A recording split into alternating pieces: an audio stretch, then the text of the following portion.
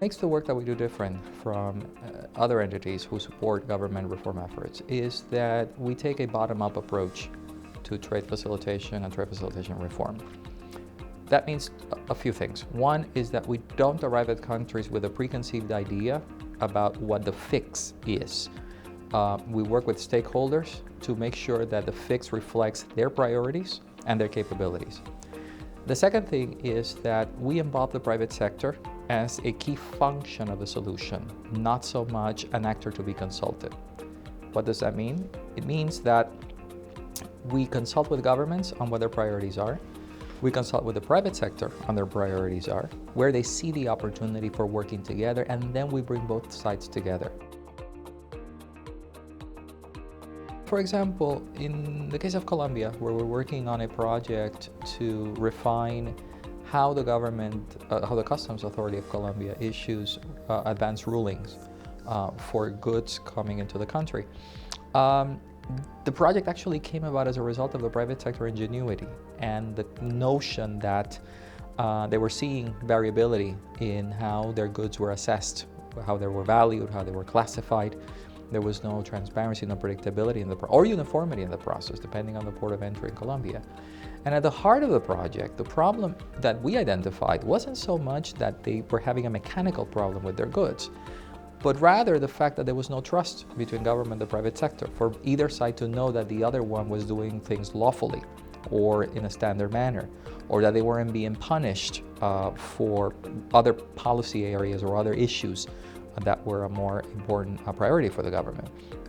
And so we created a mechanism.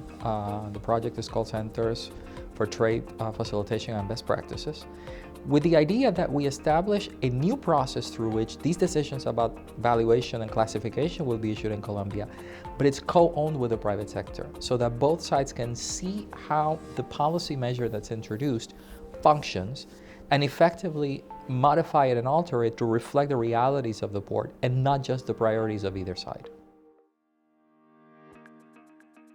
There are different industries that depend more or less on the well-functioning of a border.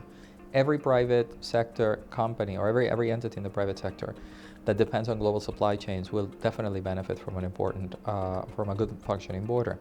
In the case of this project, we've noticed that the automotive industry and the auto sector in general has a tremendous horse in the race, for lack of a better term, with this project. And this is emblematic of other countries in the world where we're working on this, because one of the most vertically integrated industries in the world is the automotive sector. And many countries place a tremendous emphasis on the importance of the automotive sector as a spearhead sector for how they wish to integrate into the global economy.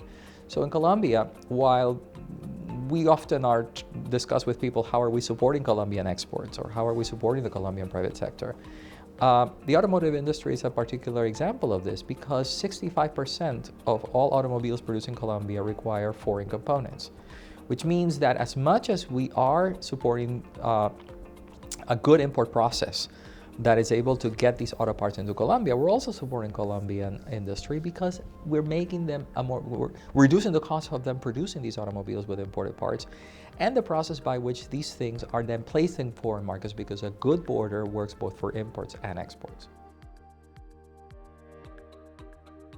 In Vietnam, the biggest problem that we saw from the private sector was that there was a tremendous amount of arbitrariness as to how and when goods will be released from customs control.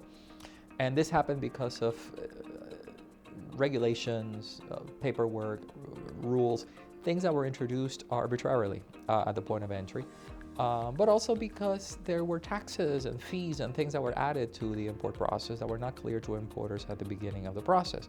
This creates delays and costs for the private sector, but also for the government, because Vietnam is trying to become a more competitive actor in the Southeast Asia region, and it is trying to brand itself as a global manufacturing powerhouse.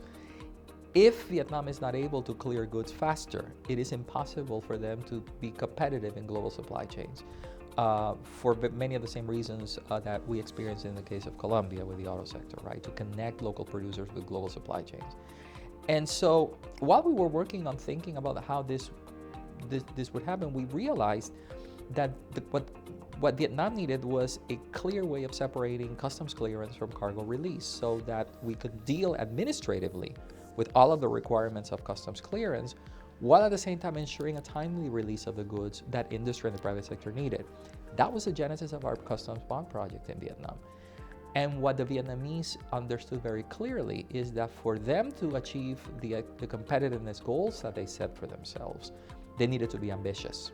So this could not be just a project to look at the payment aspect of customs clearance, but actually at the broad spectrum of all compliance and customs, which is why this project is building one of the most modern customs bond systems in the world that covers not just the guarantee for payment of duties and taxes, but the entire dossier of documentation required for customs clearance. Besides the United States, there are only a handful of countries in the world that have that, and Vietnam will be the first one in Southeast Asia to do so.